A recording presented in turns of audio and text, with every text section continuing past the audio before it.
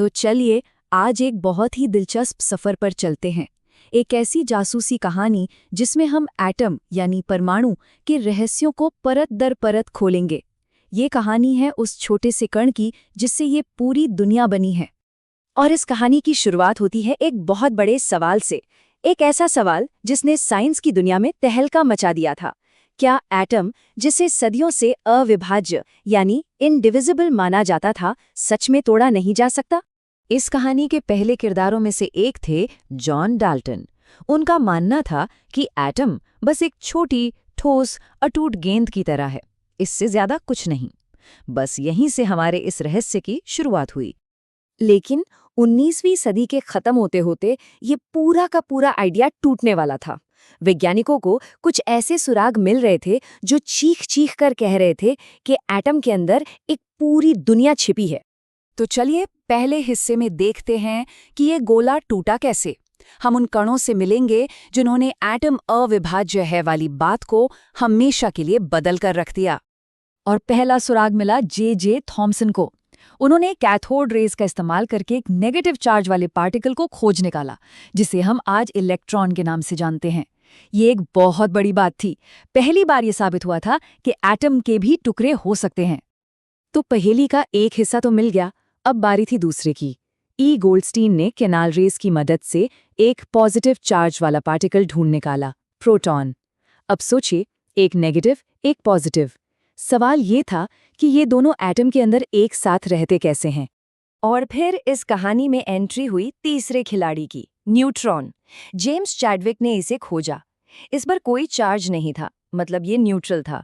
और बस इसके मिलते ही एटम को बनाने वाली तीनों बेसिक बिल्डिंग ब्लॉक्स हमारे सामने थे, इलेक्ट्रॉन, प्रोटॉन और न्यूट्रॉन। ठीक है, तो अब हमें ये तो पता चल गया कि एटम के अंदर क्या क्या है। पर अगला और शायद उससे भी बड़ा सवाल ये था, ये सब अंदर अरेंज्ड कैसे हैं? मतलब कौन कहाँ है? तो चलिए एटम के पहले पहले स्केचेस पर एक नज़र डालते हैं।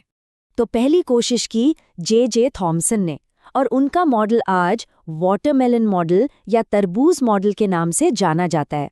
हाँ, बिल्कुल सही सुना, तरबूज। सुनने में थोड़ा अजीब लगता है ना, पर ये एटम को समझाने का एक बड़ा ही सीधा साधा तरीका था। तो उनका आइडिया देखिए कितना सिंपल था। उन्होंने सोचा कि जो पॉजिटिव चार्ज है वो तरबूज के लाल गूदे की तरह पूरे एटम में फैला हुआ है, और जो नेगेटिव चार्ज वाले इलेक्ट्रॉन है वो बीजों की तरह उसमें धसे हुए हैं। इससे ये भी साफ हो जाता था कि एटम ओवरऑल न्यूट्रल क्यों होता है। लॉजिकल लग रहा था, है ना? पर एक बहुत बड़ी प्रॉब्लम थी, कोई इस मॉडल को टेस्ट कैसे करे? अरे भाई, एटम को तो कोई देख भी नहीं सकता था। तो थॉमसन की बात सही है या गलत, ये पता लगाने के लिए एक बहुत ही जबरदस्त एक्सपेरिमेंट की जरूरत थी। और ये काम किया अर्नेस्ट रदरफोर्ड ने। उनका गोल्ड फॉइल एक्सपेरिमेंट साइंस के इतिहास के सबसे कमाल के एक्सपेरिमेंट्स में से एक है। उनका प्लान सिंपल था, तेज रफ्तार वाले अल्फा पार्टिकल्स लो, उन्हें सोने की एक बेहद पतली, मतलब कागज से भी पतली पन्नी पर फायर करो, और फिर देखो कि होता क्या है। और जो नतीजे आए वो हैरान कर देने वाले थे। ज्यादातर पार्टिकल्स तो सीधे पन्नी के आर पार निकल गए, जैसे वहां कुछ हो ही ना। कुछ अपनी राह से थोड़ा सा भटके, लेकिन असली चौंकाने वाली बात ये थी कि लगभग 12,000 में से कोई एक पार्टिकल सीधा वापस टकरा कर आ गया। ये वैसा ही था जैसे आपने एक टिश्यू पेपर पर तोप का गोला चलाया और वो पलटकर आप ही को लग गया हो। बस इन नतीजों ने थॉमसन के तरबूज मॉडल को पूरी तरह से गलत साबित कर दिया। सोचिए, अगर एटम तरबूज जैसा ठोस होता तो कोई भी पार्टिकल भला वापस कैसे आता? साफ था, दाल में कुछ काला है, बल्कि पूरी दाल ही काली है। तो रदरफोर्ड के एक्सपेरिमेंट ने एक मॉडल को तो खारिज कर दिया, पर साथ ही एक नए और बेहतर मॉडल का रास्ता भी दिखाया। तो चलिए अब कहानी के अगले पड़ाव पर चलते हैं, एक स्टेबल मॉडल की तलाश। तो अपने एक्सपेरिमेंट के नतीजों को देखते हुए रदरफोर्ड ने एक नया मॉडल पेश किया। उन्होंने कहा, पहली बात, एटम का ज्यादातर हिस्सा खाली है। दूसरी बात, सारा का सारा पॉजिटिव चार्ज और लगभग पूरा वजन सेंटर में एक बहुत ही छोटी सी घनी जगह पर है, जिसे उन्होंने न्यूक्लियस यानी नाभिक कहा। और तीसरी बात, इलेक्ट्रॉन इस न्यूक्लियस के चारों ओर ठीक वैसे ही चक्कर लगाते हैं जैसे ग्रह सूरज के चारों ओर। ये मॉडल बहुत अच्छा लग रहा था, पर इसमें एक बहुत बड़ी एक जानलेवा कमी थी। उस समय की फिजिक्स के नियम कहते थे कि कोई भी चार्ज्ड पार्टिकल अगर गोल गोल घूमेगा तो वो लगातार एनर्जी छोड़ेगा, और उसकी एनर्जी कम होते होते वो घूमता हुआ सीधा न्यूक्लियस में जा गिरेगा।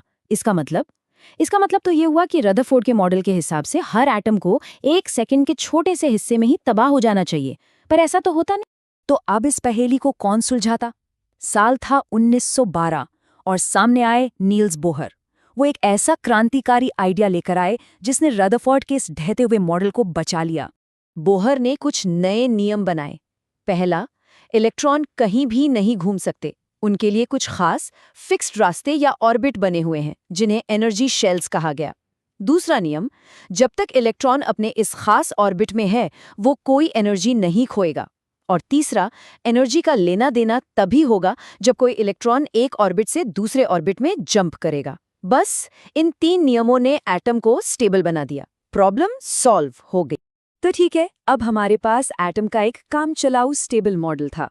तो अब हम इस जानकारी का इस्तेमाल अलग अलग तरह के एटम्स को पहचानने और उन्हें कैटेगराइज करने के लिए कर सकते थे। तो आइए अब एक नज़र डालते हैं एटम के अपने आइडेंटिटी कार्ड पर। किसी भी एटम की सबसे ज़रूरी पहचान होती है उसका एटॉमिक नंबर, जिसे Z से दिखाते हैं।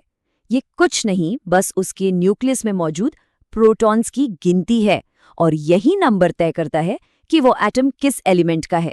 जैसे अगर 79 प्रोटॉन्स है तो वो सोना है, अगर 26 है तो वो लोहा है। बस इतना सिंपल। दूसरा ज़रूरी नंबर है मास नंबर, यानी A। ये न्यूक्लियस के अंदर प्रोटॉन और न्यूट्रॉन का टोटल जोड़ है। इससे हमें एटम के कुल वजन का अंदाज़ा लगता है। अब इन 2 नंबर्स से एटम में कुछ बहुत दिलचस्प वेरिएशंस देखने को मिलते हैं।